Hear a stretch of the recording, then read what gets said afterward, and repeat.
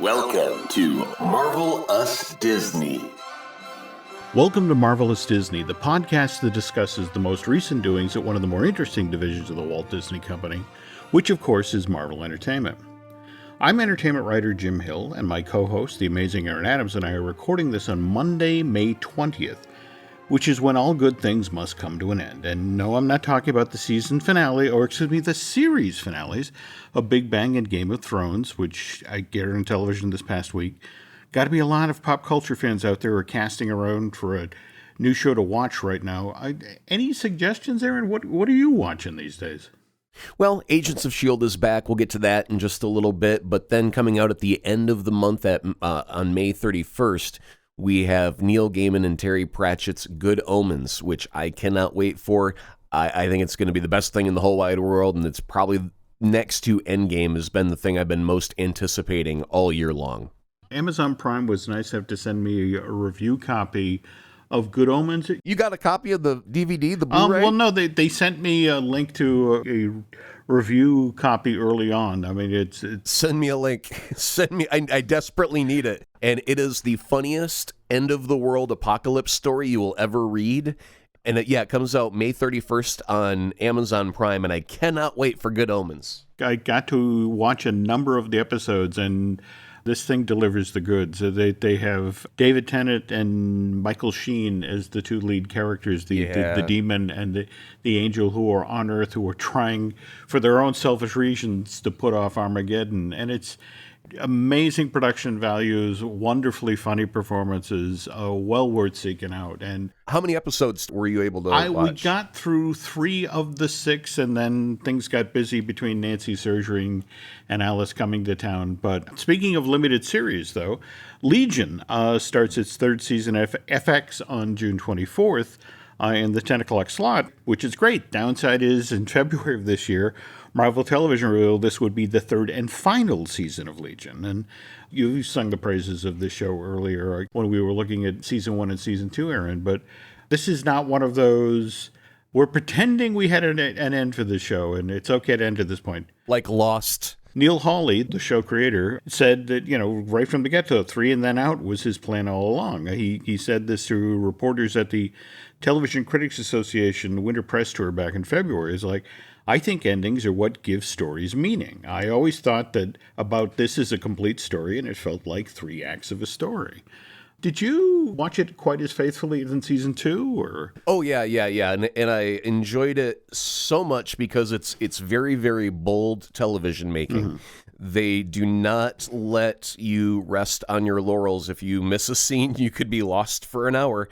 So you really have to pay attention. You have to be engaged in this show. Mm-hmm. To suss out all of the details to make it make sense. And some people hate that. They don't want to struggle with their television watching. They want to turn off their brain. And this one requires your brain to be active because it's just not traditional storytelling. They had the end battle of season 2 with Legion, and I believe it was done like a music video to Paint It Black. And the lead characters are singing the words and the whole thing. But, I mean, it sounds crazy. Like, that's just stupid. But it was fascinating, brilliant, beautiful, really brave television making to break the mold and try something different and to succeed so well at doing it. Can't recommend it enough. Well, while we're talking about Marvel and television, of course, there's Cloak and Dagger over at Freeform. And I can't not recommend that one enough. Okay. Let me just start off with, I was watching season 2 start up, and my wife walks in halfway through an episode, and she goes, "Oh, is this season 1? And I'm like, "No, this is season 2. And she's like, "Well, what did they do for the whole first season?" I said, "They thought about making a Cloak and Dagger TV show. They just never got around to it yet."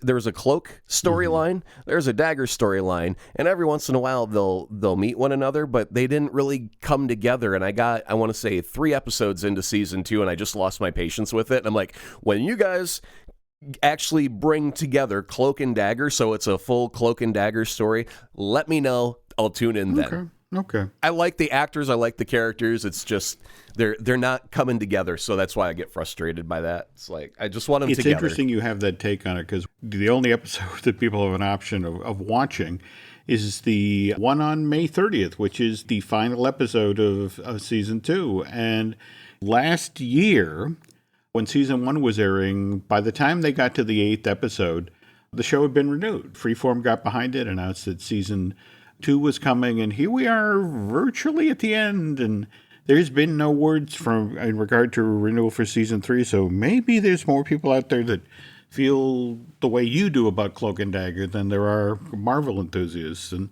well, I don't know. Stuff may have changed in the last couple of episodes. If there's any listeners out there who still watch Cloak and Dagger and think it's really good and it's picked up considerably, send a little thing on Twitter at AzaProd and let me know to tune back in. Otherwise, I'm just out until season 3, I guess, kicks in. I might give it another shot then. But now, again, as we're working our way through Marvel television here, of course, we just this past week had episode 2 of season 6 of Marvel's Agents of S.H.I.E.L.D. And you obviously, on our last episode, raised your concerns about how this show was marketed or how this season was marketed. Did episode 2 work any better for you, or? I just haven't had the spare hour in the day yet to watch it yet. I'm eagerly anticipating it. I'm not down on S.H.I.E.L.D. at all. I love the cast. I love the characters. I usually love the storyline. It's just, I'm a big fat pig. I want my cake, so I don't want my vegetables right now. So I just want to get to some splashy excitement, and I think a quest for Fitz is not splashy excitement. That seems tedious and dull, and I just want to get the team together and action. Okay. So I'm ready for episode 2 to see how it progresses. Well, without spoiling anything, you do learn a little bit more about Sarge, our Phil Coulson lookalike, and there's actually a really fun fight that I won't give away, but really plays with physics in an interesting way. But before we get off the topic of Marvel's Agents of S.H.I.E.L.D., though, there's a story that's recently come to light that I thought was kind of intriguing. Remember how when season 5 of Marvel's Agents of S.H.I.E.L.D. was coming to a close, there was an assumption within the fan community that this was probably it for the show. In fact, the fact that the very last episode of season 5 was called The End, we all thought was, well, that's kind of a giveaway. But 4 days before the show aired on May 18th, 2018, the show got renewed for a 6th season. Mind you, it was a short 6th season. It was only 13 episodes rather than the usual 22. But it was like, okay, it's coming back. But then jump ahead to November of last year. And on November 16th, Channing Dungey, she announced she was stepping down as the president of ABC Entertainment. And virtually the last thing she did before she went out the door was announce that Agents of S.H.I.E.L.D. was going to be renewed for a 7th season. Same thing, 13 episodes. So what they decided to do, they shoot both seasons back to back. So 26 episodes in one run, and then they just cleaved them in 2. And, there's a lot of people in entertainment, given that this was the very last thing before she went out the door, wondered, did Channing Dungey owe Kevin Feige a favor, or perhaps Joe Quesada? And this surprise renewal was her way of settling up that debt? Well, let's see. Did she quit or to get fired? She resigned. So many people were looking at what was about to happen with Disney swallowing Fox and figuring they can bring the Fox television people in here, and if I get out of here ahead of this and find my new job, I'll be okay. If I wait till the merger's over and they bring in the other people, I may have trouble at that point. So she was being proactive, getting out while the getting was good. And well, there's the whole professional side of it. If she gets fired, then she doesn't owe him any favors while you're getting kicked out of the house, right? Yep. So that wouldn't make any logical sense. And if she were leaving of her own free will and she wanted to have like a moment of goodwill, you would almost think that her next step would be a job up somewhere within Disney. Like, hey, I did you the solid favor, guys. Where's my new office? What corner am I in? And if she's just going elsewhere, then, maybe they asked her for a favor, like, hey, before you go, do this real quick, and, we'll make sure you get a really nice reference letter. But I mean, when you're that high up in a company, usually people are headhunting you. You're not looking for work too often. They find you. This is true. So where's she end up at? I guess that's the defining question. Where's she at now? And that will determine if it was a favor or not. We'll have to look into it. I will have that info for you with our next show. Okay, moving from television over to film, and I feel like we spend so much time lately talking about how much money Endgame is making. But that said, this past weekend, some interesting stuff happened. Endgame just passed James Cameron in Avatar, but only when it comes to all-time domestic box office ticket sales. Now, that's just for North America or thereabouts. Endgame sold 780 million worth of tickets in North America, and only Star Wars Episode 7, The Force Awakens, has earned more during a domestic run. That J.J. Abrams movie earned 936 million during the time it ran in the States. And this past weekend, Avengers finally got knocked out of the number one spot. The first 3 weeks, it was the number one was the film to beat, but this past weekend, John Wick Chapter 3 Parabellum came out on top with 56 million. Avengers Endgame came in at 29. Well, Pokemon Detective Pikachu was number three at 25 million. And what with Aladdin opening up when this show gets posted today on the 24th. And next week, Godzilla King of the Monsters comes stomping into theaters. And to borrow a phrase from Thanos himself, it was inevitable that this Russo brothers movie was eventually going to run out of steam stateside and begin its slow side down the box office chart. So at this point, it's hugely unlikely that Endgame will ever be able to top The Force Awakens stateside ticket sales. It's just not happening. There's no way they're going to sell another $170 million of tickets stateside. So that's done. So now it's sort of pivoting to, okay, so can Endgame catch James Cameron's Avatar on a worldwide scale?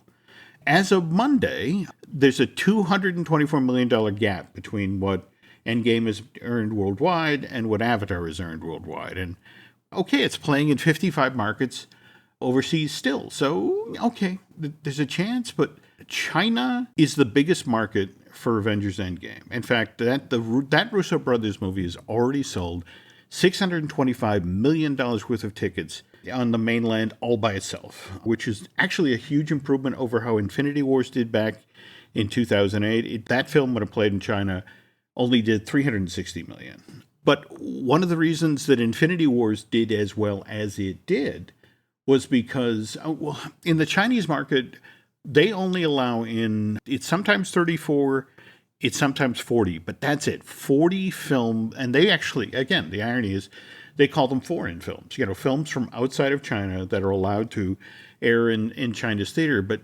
typically they only allow these foreign films to run for 30 days, and that's it. In the case of Infinity Wars, they allowed an extension, additional 30 days. And that's what allowed Infinity Wars to rack up, $360 million in ticket sales in China. Right now, we're in the middle of a really tough situation in regard to tariffs with the Chinese government. From what I'm hearing from friends at Disney, it's like they've assumed that there's just no way in hell that they're going to get an extension this time around, and which means the 30 days for Endgame playing in China actually ends tomorrow on May 25th.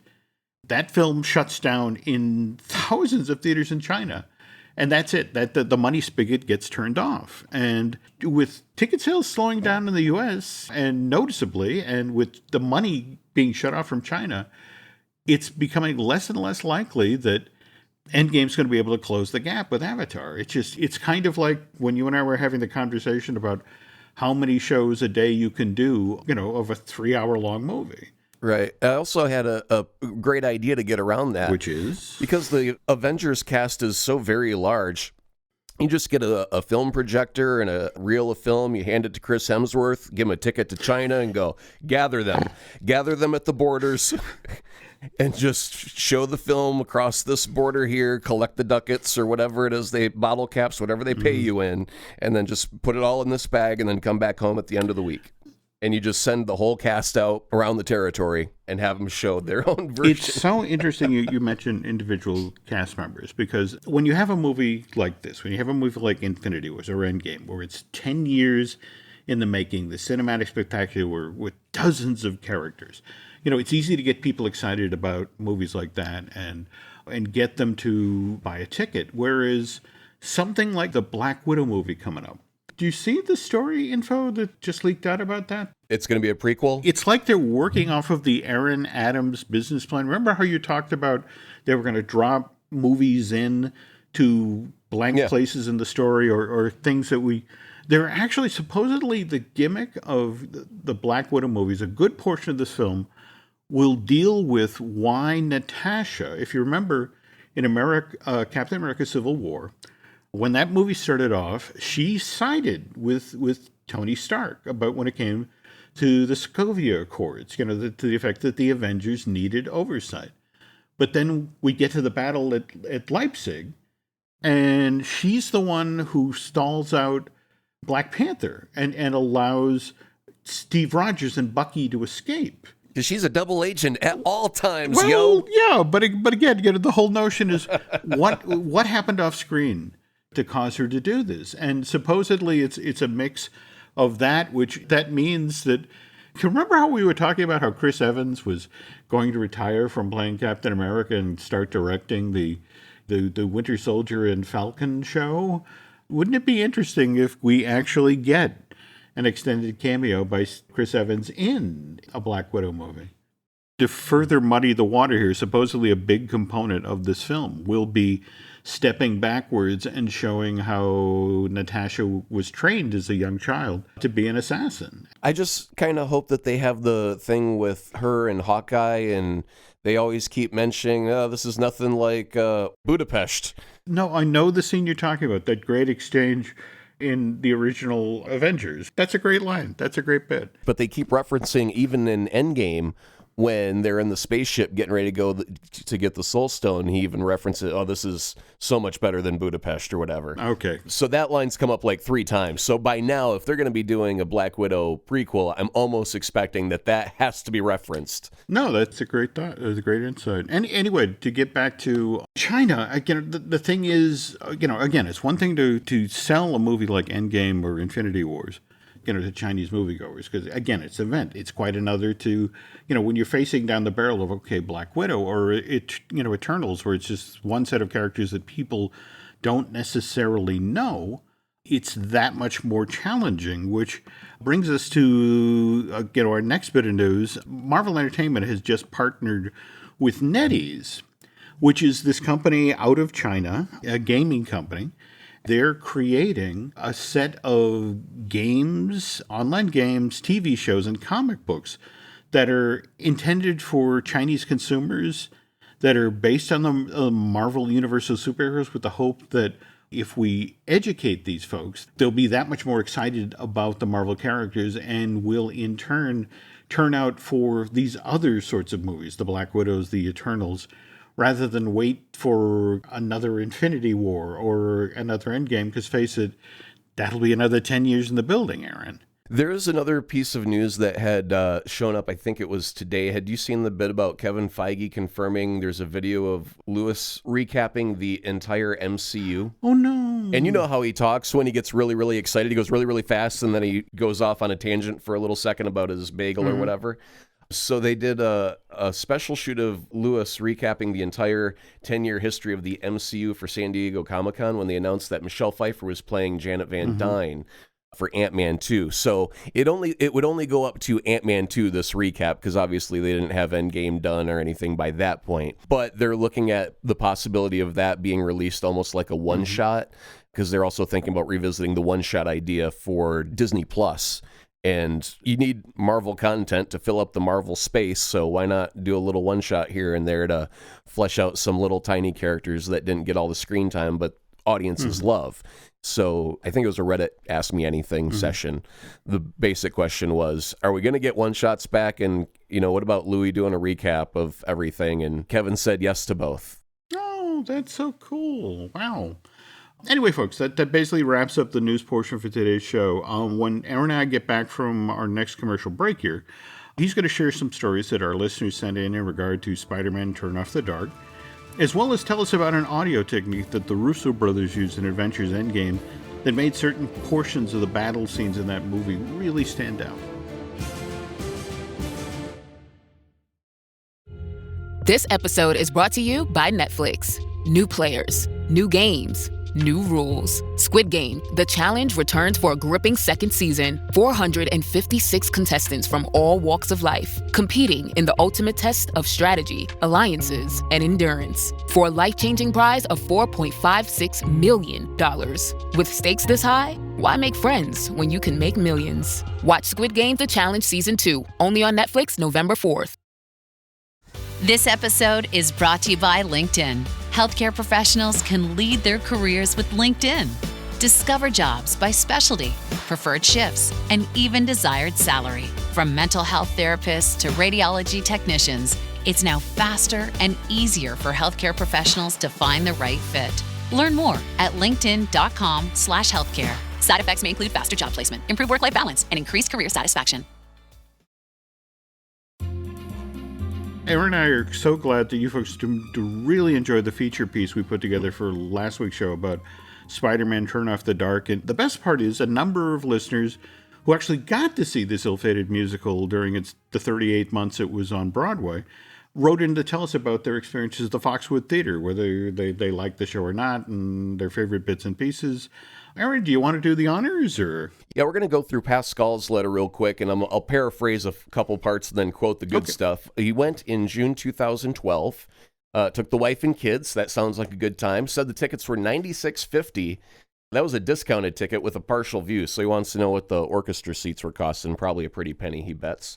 He was in the first row of the mezzanine, and the place was packed, lots of families, and he suspected that there were many tour groups or something like that, because it seemed like there was lots of groups of people coming together.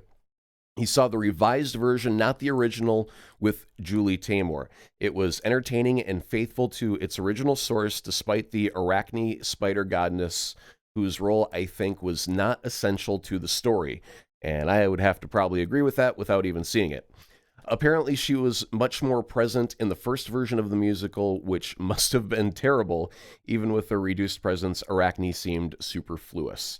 Fight sequences between Spider-Man and the Green Goblin in the air over the audience was spectacular, but the rest of the production left him a bit cold. Of all the Broadway productions he has seen, this one he liked the least. So, Fantastic Aerials did not sway him, Jim. Mm-hmm. The music wasn't particularly good. There was a song called Sinistereo, which I think is pretty funny. The over-the-top costumes of the Sinister Six, they had Electro, Lizard, Kraven, Carnage, Swarm, and ... Swiss Miss, ? He says the costumes were tacky. They're trying to do a Sam Raimi type thing in certain parts, but it felt more like Batman 1966 TV show. So it looks like lofty goals, but didn't quite land on the execution there. So he says he's not surprised that the show stopped while the Phantom of the Opera or the Lion King are still going on today. One scene that he really liked in Spider-Man battling different crimes, which staged like a montage all around the theater. Suddenly Spider-Man appears right beside him and webs the guy to his left. And he sent a photograph of a little bit of webbing. Turns out that was just a little bit of paper that is, I guess, wadded up or rolled up and then shot out with maybe compressed air or something like that. Who knows? But and then he says that I wasn't too far-fetched when I said that there was a line of Spider-Man waiting backstage in order to achieve all the stunts and appearances. There were, I think, 12 guys dressed as Spider-Man who bowed at the end of the show. So that kind of breaks the illusion, Jim. When Spider-Man comes out on stage, there's 12 of them to go, we all did part of this. So. But it makes sense, when you're, I guess, trying to appear from one end of the stage to the other like a magician, sometimes a double would make the most sense, especially considering he's in an entire costume head to toe, mask-wise. You're not going to be able to tell that it's a different guy. So, I mean, that makes a lot of sense. And very interesting to find out that little tidbit right there. Nobody got maimed that night except his wallet. Not the best show, but not a train wreck either. People involved were very talented, worked very hard, but sometimes results are just not as good as one can hope for. Thank you, Pascal, for sharing. And next up, we have a letter from Peter Jenkins and his reminiscence about this Broadway show. So he had traveled all the way to New York from Melbourne, Australia in April 2012 on a round-the-world vacation. Thank goodness it just wasn't for that show. Otherwise, he may have been disappointed. Some of the big shows at the times, Newsies, Sister Act, Book of Mormon, So for the review of it, as far as the show itself, in my opinion anyway, the script wasn't well written and the songs were pretty awful. The U2 writers clearly have no idea how to write for theater. And Jim, this will be the one and only time I believe that I'll ever say, boy, I hope Bono and the Edge don't listen to us. Okay, I think that's pretty likely, but okay. However, the spectacle of the show was definitely worth the price of admission. Visually stunning. My jaw hit the floor at least as many times as it did the first time I saw The Lion King. So, Lion King is very, very high up on the critic meter, right? This is high praise. So, yeah, so that's a good comment there. The way the sets moved, changed perspective, and gave the impression of being inside a comic book, it was masterful. And the flying was really cool as well. Thankfully, no injuries in my show. The audience would gasp and cheer as the characters soared around the auditorium. Yeah, that does really sound like a good time. When Spidey made his first appearance in the suit, he leapt down and landed in a signature pose at the front of the stage, right in front of him. Before shooting webbing out over the audience, he managed to catch some and still has it to this day. And what a good show. No, really, it was worth the price of admission. Heck yeah, so glad I saw it. So I guess what we've found here is that some elements worked for a lot of people, and there are other elements that did not work at all. And it seems that music comes to the forefront as not working, and some of the story issues kept coming back. So, Jim, you were actually right. It wasn't the people keep snapping their wrists landing in a Spidey pose. It was the script that needed to be changed. But the irony is that Peter himself describes when Spidey made his first entrance, he leapt down and landed in a signature pose at the front of the stage. He was in the exact spot where the guy broke his toe, and then the other guy broke both of his wrists in front of those, the people who sold tickets at Group's. Jim, had I ever gone and been in that audience, I probably would have taken 3 or 4 stalks of celery with me, so when Spidey landed, I would have snapped them. Oh. That's what they use for bones breaking in Hollywood films on the cheap, just to see everybody in the cast face as they go, oh man, we lost another one. We took a good friend of mine to the Magic Castle in Hollywood. It's this club where you literally have to know somebody to get into the club, but the gimmick is that they do close magic. There were 4 of us around a guy who was doing these amazing card tricks, in front of us on a tiny table. He said, oh, hang on, my deviated septum, I have to deal with this. And he leaned forward on the table and just rolled his face in his nose and made this awful cracking noise. My friend Robin, just turned pale and almost, looked like she was about to vomit. He's like, no, wait. And he pulls his hand out from under the table, and he had a styrofoam cup. He had done the same thing you're talking about with the celery, only he had crunched the styrofoam cup under the table as he rolled his head back and forth on the table as if he were breaking his own nose at the same time. And well, again, you're a sound guy. You know how, when you hear a sound you're not expecting to hear, how it can affect you. And speaking of which, that brings us to our next segment of the show. You brought up a fascinating observation about something that the Russo brothers did during the big battle scenes in Endgame to really sort of sharpen the audience's focus. And just that alone was enough to convince me I got to buy another ticket to Endgame and go see this. I mean, sit through 2.5 hours more of movie to get to this point again. Can you tell the listeners about the technique you told me about? Sound is fun, but silence is golden. What's really, really brilliant is when you take sound away from a mix. And sometimes, as an audio lover, I love the silence the most, and there's a reason for it. Now, here's the problem with this bit of exposition is that I don't have a digital copy of Endgame, so I can't pull any audio out of the movie. So what I have to do instead is I have to do some examples from other films, and then we're going to talk about a couple of key scenes in Endgame and see how those are used in similar fashions. There's a little bit of tech jargon in here, but we're going to throw some layman's term directly behind it so you can follow along. But you've only got, as an audio person, so much dynamic range, which is how loud and quiet you can be, and you've only got so much frequency range. And an audio producer looks at sound the way that an artist looks at a color palette. So purples and blues are the low frequencies from your subwoofer, greens and yellows are your mid-range, and orange and red is the tweeter frequencies. And if you put them all on the canvas at once, you get black. And it's just noise. Okay, so the overall concept is to know your color range or your frequency range of your sound effects, your voices, and your score, and make a decision of which sound is going to get the spotlight, when to add more, and more importantly in this case, when to pull back. And since, like I said, pulling things out takes more experience and restraint, this is where I find it to be a more interesting concept than a wall of sound. So some examples of not using sound, this is from Avengers, and it's called Stark Says, Uh-oh. And what we're going to listen for is the silence. And the silence is what makes it funny. Now, the setup for the audio clip, if you've seen Avengers, this is where the helicarrier is falling out of the sky. Iron Man is pushing the turbine of the helicarrier to try and like jumpstart the turbine. And all of a sudden the turbine, as he's pushing it, starts to move away from him as the turbine goes faster. And all of a sudden he's now plastered against the turbine as it's going faster than he can fly. And Tony Stark says, uh-oh.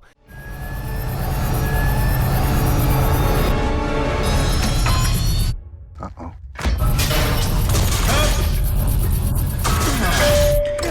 And so you've got the whining of the turbine, and everything's building up, and the music, and then everything cuts away, and Tony realizes he's in trouble, and it's silence. He's by himself. He's like, uh-oh.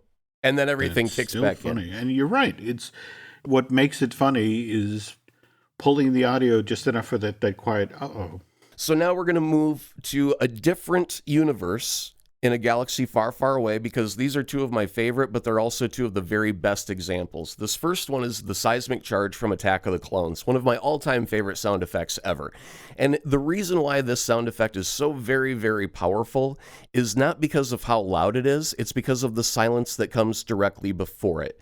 We're going to listen to a couple of different things. We're going to listen to Obi-Wan's starfighter as it flies away into safety. We're going to hear the silence kind of suck away to absolute perfect quietness over the course of like half a second. It's really, really quick. And then we're going to hear a very loud brown as the seismic charge explodes. Seismic charges. Stand by.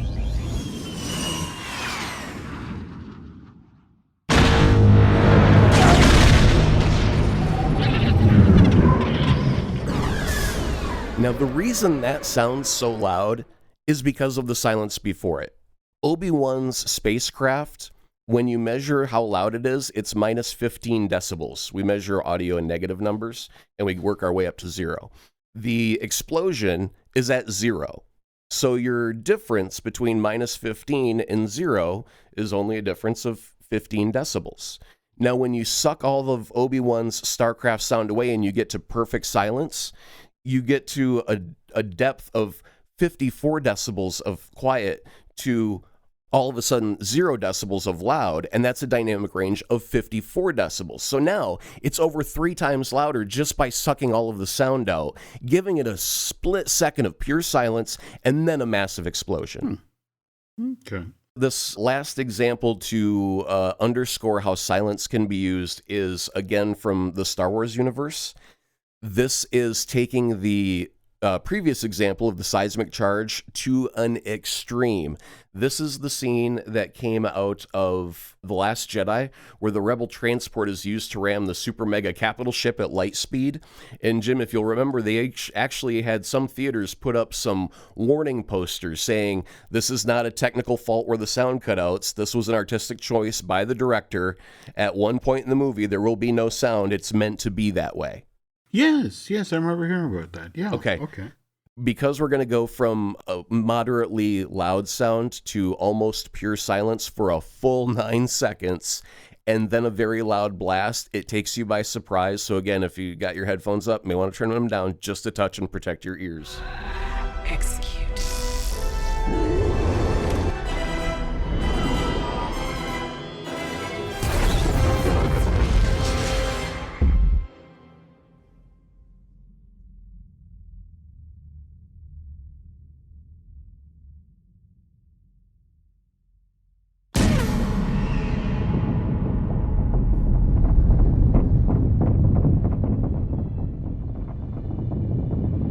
I really love that shot in the movie. It was so artistically beautiful. It was very almost stylized. I agree. And again, you're right. Again, that by choosing to, the moment of impact. Again, you're sitting in the auditorium and you're watching that ship basically split in half by the other ship. And then to have the wall of sound come roaring in after that quiet gave it that much more of an impact. It really, sort of framed the moment. Well, it's kind of like almost like a jump scare in horror movies where things get really quiet and then the cat goes meow and everyone jumps. It's that loud noise. It's not that the cat is scary or a cat's sound is scary. It's just going from very, very quiet to very loud all of a sudden. And to pull all of that away and let you linger in silence for a long time and then blast you. Now, the thing is, that explosion is not any louder on a technical level than the explosion we played before from the seismic charge. It's just that the space of silence was longer and it felt louder, but it wasn't any louder. And so what I noticed is there are many, many times where they use silence in Endgame, and there's a couple of very key moments where they use it in 3 different ways. First, the first one I'm mentioning is when we get reintroduced to the Guardians of the Galaxy opening, the song Come and Get Your Love is playing, and only after the Shadows established itself as the same time and place as the opening of Guardians 1 is when the music gets pulled out of the mix, leaving Chris Pratt sing a very poor a cappella of Come and Get Your Love.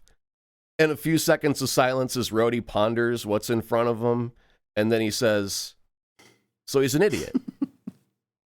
See, it's that pause, that moment of silence where you think about it and go, yeah, all right.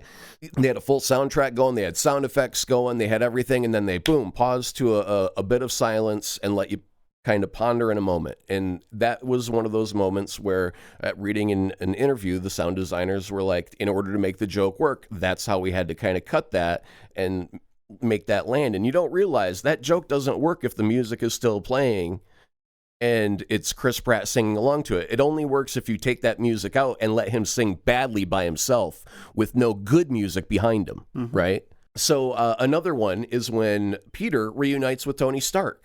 You've got the entire war of the civilization of the entire universe taking place all around you. But in this moment, all of sound and music is pulled out of the mix so we can escape the chaos for a moment and just bask in a moment of warmth, which was really, really needed in this movie. We had to remember who we were fighting for, what the battle was about. And for Stark, it was the younger generation. It wasn't just Peter, but it was also his daughter. And, he wanted to make sure that even though he was bringing everybody back, he didn't lose what he had in that time in between. So you'll notice that they use silence to let emotion happen. While we watch the battle of Endgame, it's exciting, it's thrilling, but that's not where the emotion happens. The emotion happens when we pause everything and let Tony and Peter reunite for a second. And then we go back into the chaos. You have to give the audience a chance to stop from being amazed and overwhelmed with sounds and explosions and blasts and let a true moment happen. Otherwise, what is this all for, if not for the people? That's true. That's true. Excellent insight. And then we'll go to one final quiet moment in Avengers Endgame. And this is right before the tide of the battle turns. Thanos calls down for rainfire, and we see like 5 or 6 of our heroes and explosions happening near them, but not hitting them. And they, fly out of the way and land and roll over in agony and whatever. And all of a sudden, everything stops. The music stops. Everything gets incredibly quiet.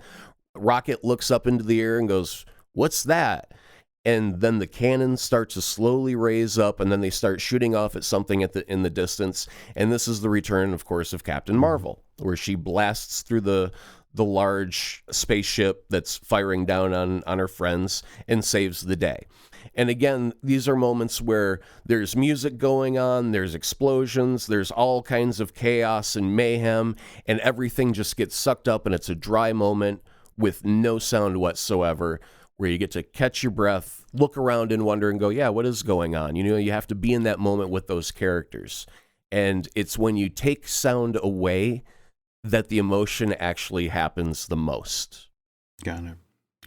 Because I had to go through all of this, I found some notes and whatnot, and I found it was basically the difference between Ant-Man and Iron Man. And Ant-Man tech is old because it was invented like in the 70s with the PIM particle and all that. So they're using older tech sounding stuff, but with Iron Man, they're using more update current tech. And so I was going to do a thing of Ant-Man versus Iron Man, but it became too long and convoluted. But I do have one more audio recipe for the listeners on how to make a homemade suit of Iron Man armor. Jim, I want you to participate with a little quiz. Okay. I'm going to play a sound clip. This is going to be from Iron Man 2 when Tony Stark gets his briefcase on the racetrack and he puts his hands in it and it starts crawling up his body and creates the Iron Man suit. This is the sound of that, and while we listen to the sound, I want you to see if you can find any 1, 2, 3 pieces of audio, like by name. What sound effect are they using to make all these little bits and bobs? And you can be generic. It sounds kind of like this or whatever, but see if you can snag any at all, okay?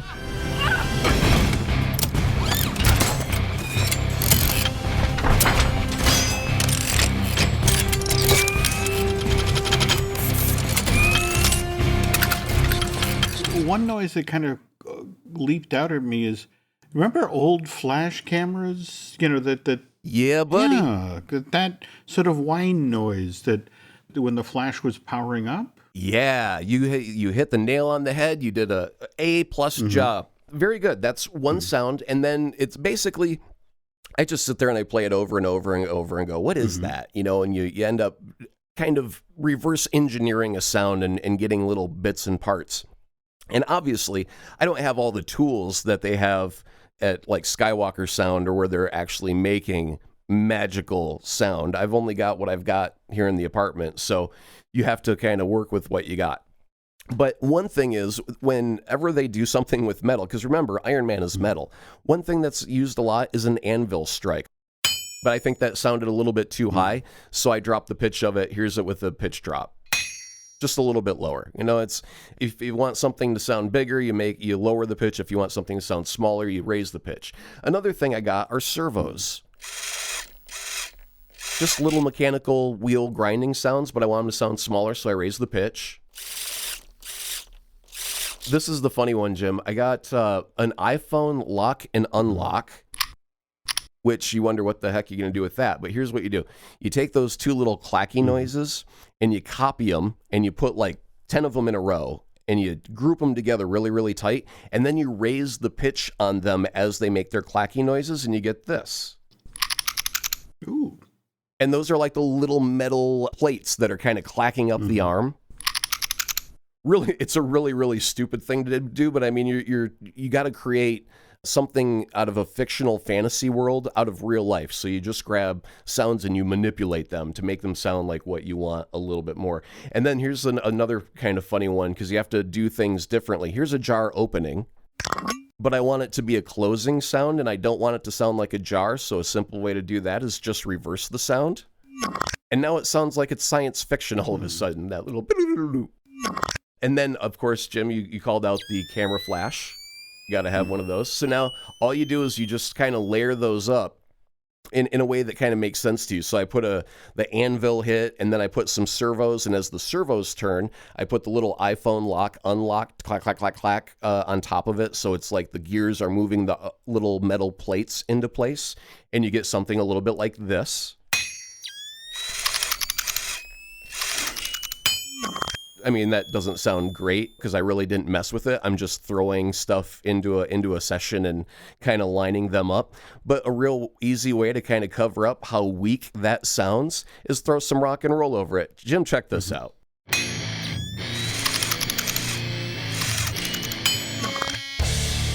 I am Iron Man. A little rock and roll fixes everything. Oh, that is so cool. Wow. Oh, I love that you did that. I've missed these audio segments. I'm glad we circled back on one. Okay. Wow. Well, what a great way to end this week's show. So thank you, Aaron, for spending the time. Because face it, that takes just first you have to listen and then you have to find the sounds to do that, sort of reconstruct. And all I could pick out of that was that flash whine. Killer job. Thank you. That's it for this week's show. If you like what Aaron and I do here, please head over to iTunes and rate and recommend this show. Better if you really, really, really like what we do, you could head over to Bandcamp and subscribe. That helps keep the lights on here at the Jim Hill Media Podcast Network. And we also have some other shows we'd love for you to check out. We have, of course, Disney Dish with Len Testa. We have the Universal Joint with Dustin Fuse. We have Looking at Lucasfilm with Dan Z. We have our Fine Tuning with Drew Taylor. And we have I Want That with Michelle Valladolid, which focuses on the wonderful world of merch. Thanks for listening, folks. And Aaron and I will be back with a brand new show very, very soon. Take care. More Marvel Us Disney will be coming soon. In the meantime, check out one of the other great shows found only on the Jim Hill Media Network. This episode is brought to you by LifeLock. It's Cybersecurity Awareness Month, and LifeLock has tips to protect your identity.